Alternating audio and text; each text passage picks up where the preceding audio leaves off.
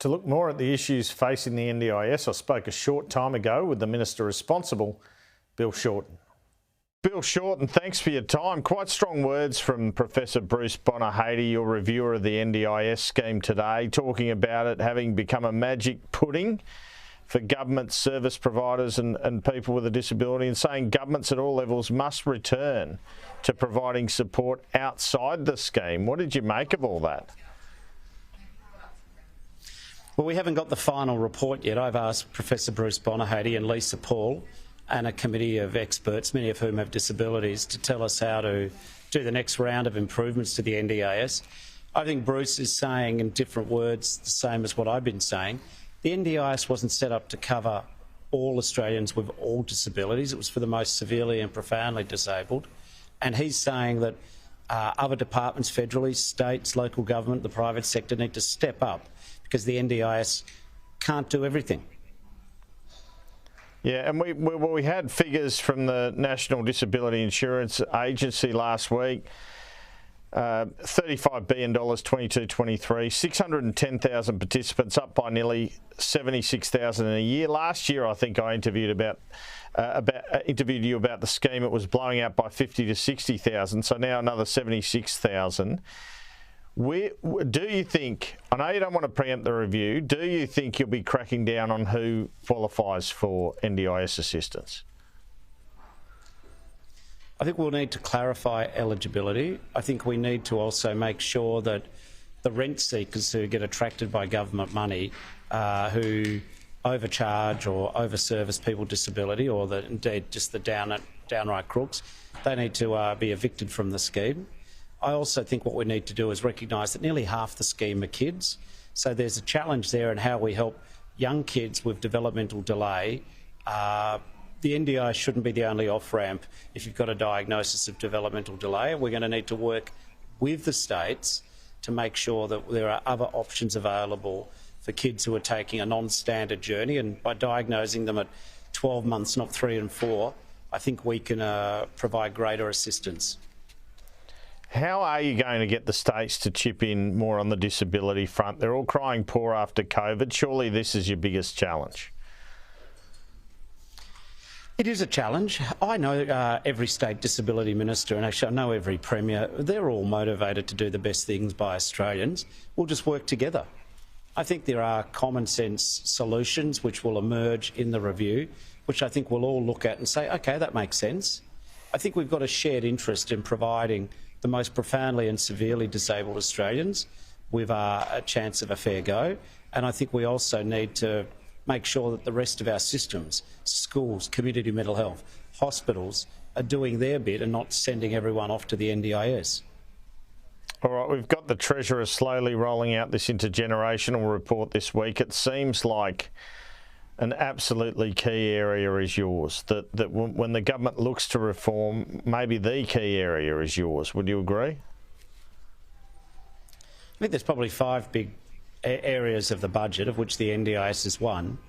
But the way to do reform in the NDIS is not by simply saying it's all too hard and just cap and scrap the scheme. And it's certainly not by what some on the far left saying you can't touch anything. If you put the best interests of people with disability first when you make funding decisions, if you make sure that every dollar gets to the people for whom the scheme was designed, I've got no doubt the NDIS has got a great future. It is changing lives for the better. The success stories sometimes get overwhelmed in the discussion about cost growth, but I also think, in fact I don't just think, I believe, that if we make sure that the rent seekers are evicted from the scheme, if we make sure that we get better decision making, if we make sure we've got clear eligibility, if we make sure that the services we funded are genuinely reasonable and necessary, if we have a conversation with the states about looking at what else we've got to do, if we make sure that the housing options for disabled people are realistic and innovative and supportive, yes, I think we can lower the cost growth of the scheme, and I think we can fulfil the promise to not just people with disability, but their ageing carers and the Australian people generally, that we can have the best deal in the world for people with disability, which doesn't see money getting squandered. When does the rubber hit the road on this thing? Is it the next budget or is it before then? You get this review in October. Well, the rubber hit the road the day we got elected. We've already reduced the waiting time in hospitals for people stuck in hospital with disabilities because there was nowhere to go. We've already sorted out thousands of cases which were jammed in court. We've already reinvigorated the leadership of the agency and the board. We've already got now 44 criminal prosecutions, investigations underway, 14 matters now in court. But we've got more to do, and the review in October will be the next step towards that. We're making progress, but this scheme was basically left to grow untended in a negligent fashion for years. You don't turn it around overnight, but I know that morale is lifting. I know that even in the media, people like yourself, you've seen that we've started to do some serious work and crack down on the crooks, and we're going to see more reform happen. And yes, I do think it's an important area for this Albanese government, and it's important to me, and it's important even more so to the Australian people and people with disability. See, disability could be any one of us. We just got to make sure that the promise is well administered, efficiently and equitably done in the best interests of the people with profound disability.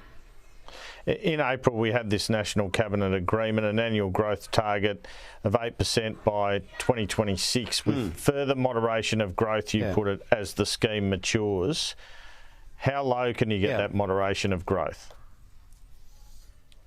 Well, I think one's got to be careful of announcing victory before you have a resolution. I have no doubt, though, that I know what we're doing every day now. And I think even our harshest critics would acknowledge that I and the government are pretty engaged in the NDIS reform process.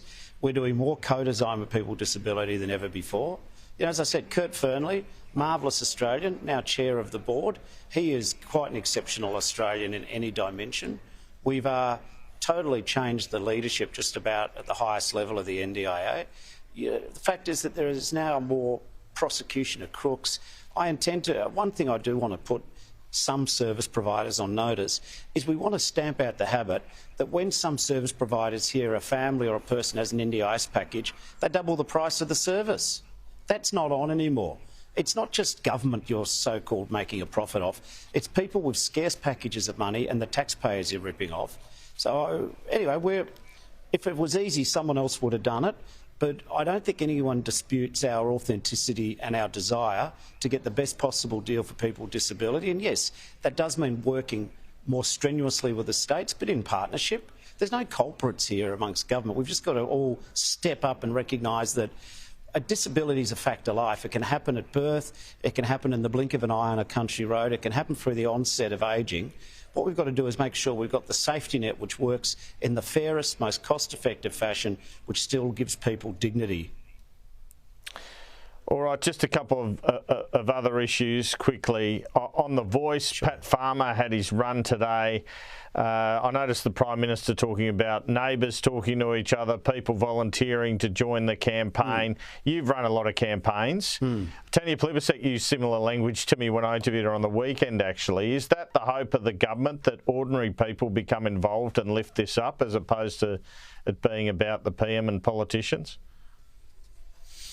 I think it's fair to say that a lot of Australians haven't engaged and they're not really familiar with the debate. But what I'm seeing is the grassroots are all over the place beginning to turn on to the issue of including our first Australians on the nation's birth certificate.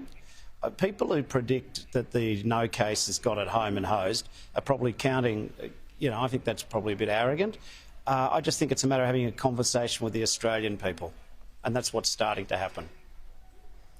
And finally, just on news of Victoria and potentially New South Wales, governments funding power stations or effectively buying back power stations. What do you make of all this? It shows it's not all smooth sailing in terms of rolling out renewables and transmission for renewables, is it?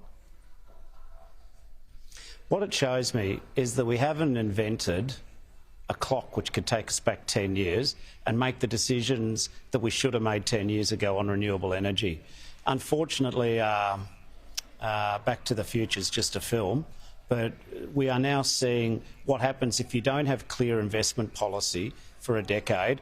Then you start getting to this, as you would correctly observe, not smooth sailing. Anyway, the universe doesn't grant reruns. We've got to deal with the facts as they are.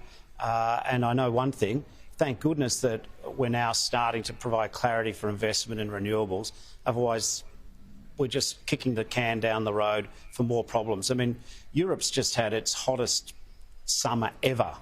Like, when you say ever, climate change is real. Australia can't change it all on its own, but I mourn how it's 10 years of politicisation of the issue. And the people who miss out are just the ordinary people when politicians can't get their heads together and agree on what needs to be done. Bill Shorten, thanks for your time today.